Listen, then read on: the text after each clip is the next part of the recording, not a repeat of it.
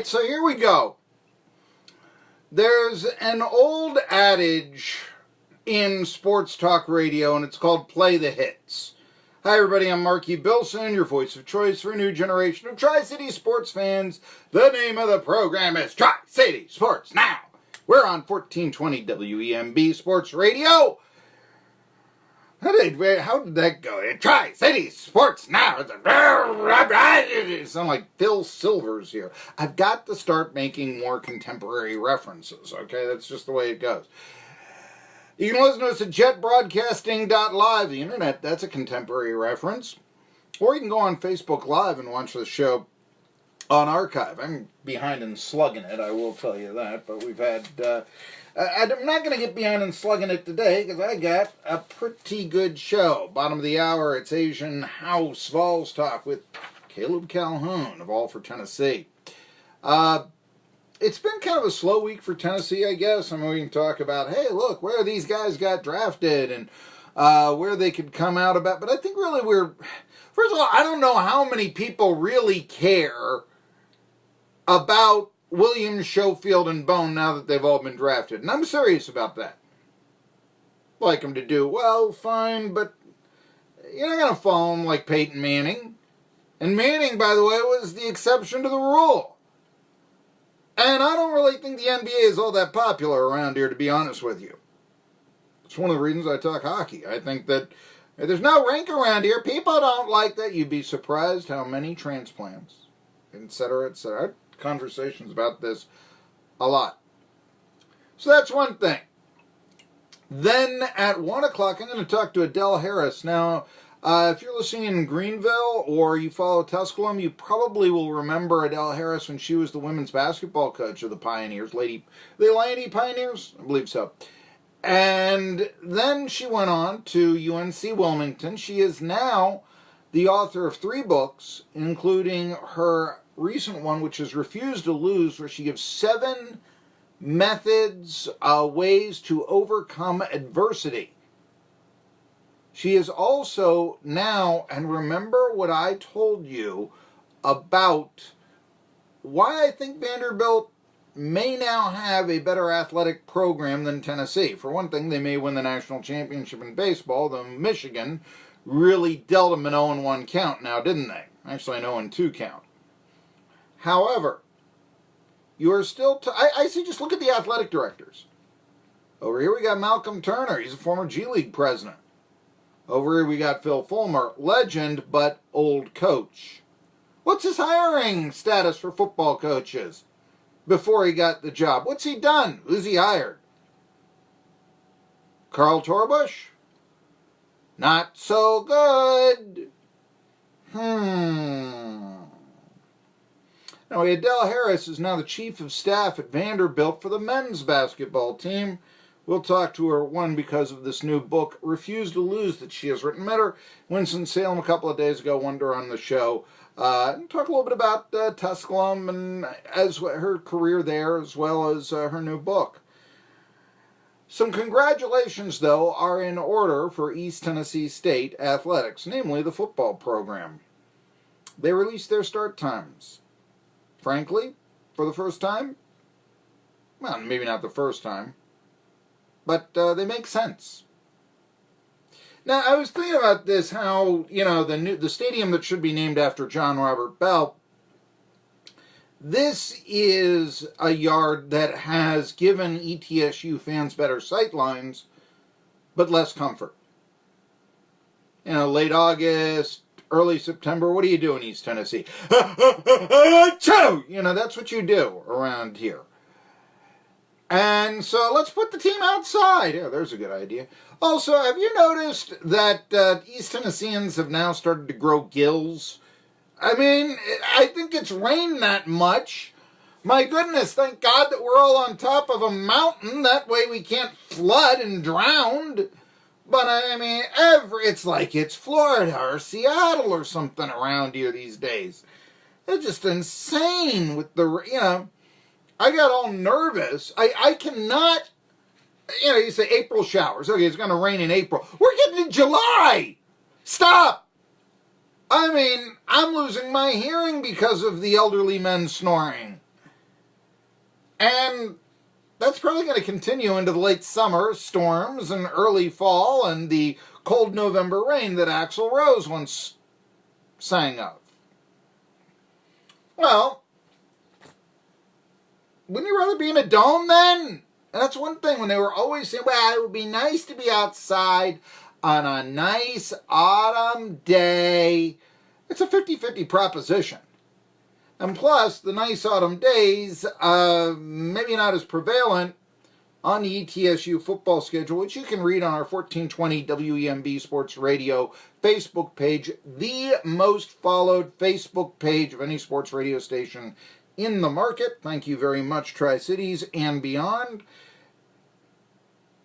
But here's the deal.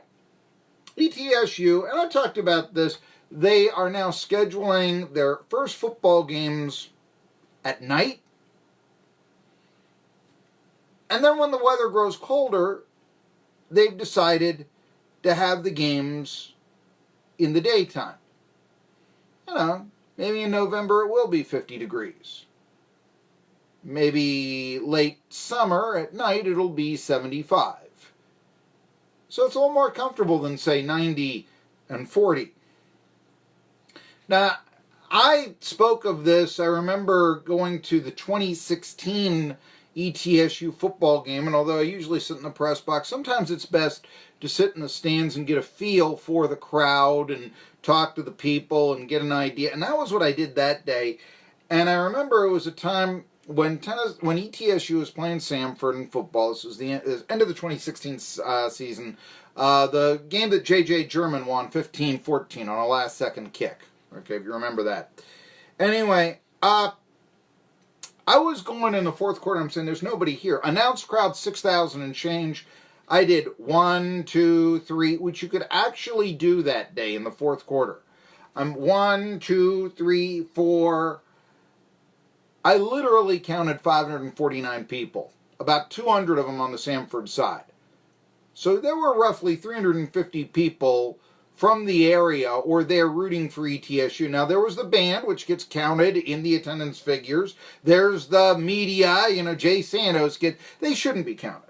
They were playing that game in front of roughly 350, 360 of their own fans, which shows you just how wonderful a move it was to play at Kermit-Tipton Stadium in the Science Hill campus and begin that feeling of subservience to Science Hill. Who am I kidding? ETSU's had a feeling of subservience for a long time to Science Hill. I mean, that's just the way they are.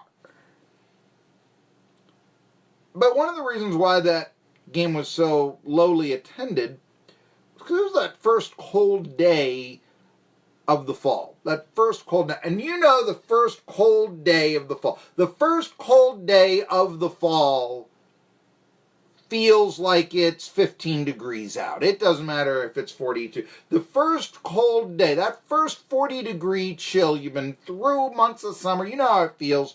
You get that overcoat on. You want to bring out the raccoon coat. You want to bring out the ski mask, for crying out loud. Temperature is 42. I mean, the snow, the ice is melting here, and it doesn't matter. It feels like a meat locker that day. That's what that Samford game felt like. It felt cold because it's the first cold day. Similarly, you get in February, say, a day where it's 55. You want to put the top down on your convertible. I mean, that's. But regardless, that's the one positive. ETSU's figured out. And I've said the second straight year they've done this. Congratulations, Scott Carter, Randy Sanders, and whoever else schedules these games. You began the first games at night, moved to mid-afternoon in October, 1 o'clock by November. That's the way to do it. Also, they're going to have the 50th anniversary of the 69 Grantland Rice Bowl team. I was there for the 25th anniversary. I'm not that old, 69 Grantland Rice Bowl. I did an interview on these very airwaves years ago, John Robert Bell.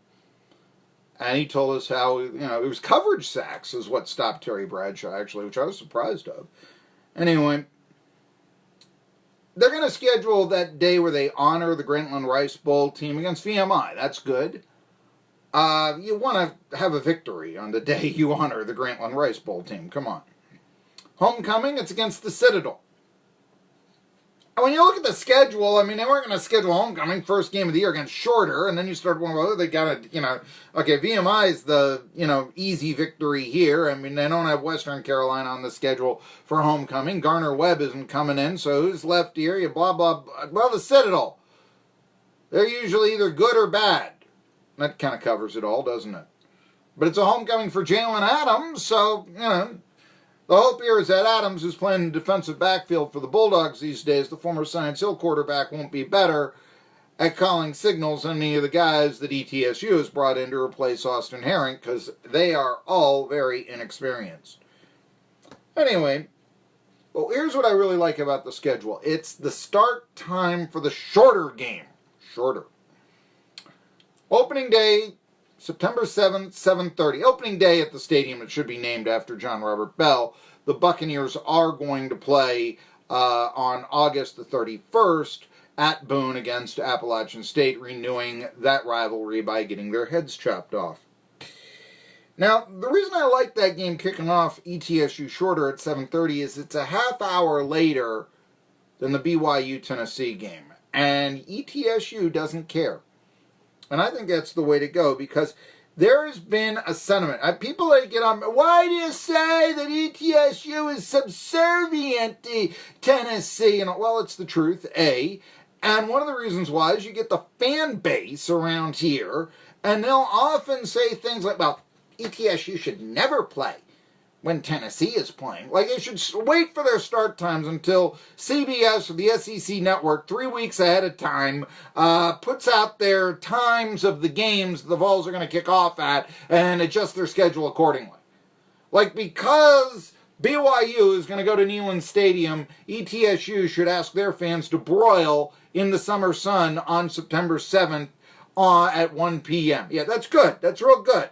You want to talk, and I mean, there's a mindset out there. I do think it's subsiding a little bit, but it's always been there. I mean, and look, I understand if things could be even, maybe you don't want to play at the same time that Tennessee is, but there are numerous problems in the marketing strategy of never schedule against Tennessee.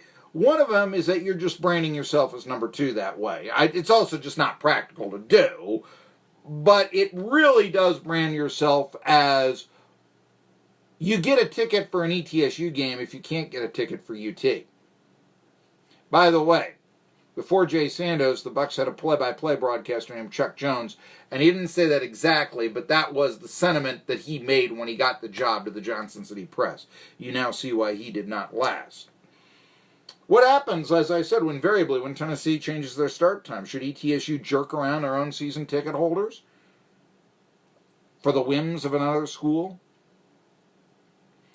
Why is it so hard to believe that some Tri-Cityans might actually want to support their own home team instead of Knoxville's home team?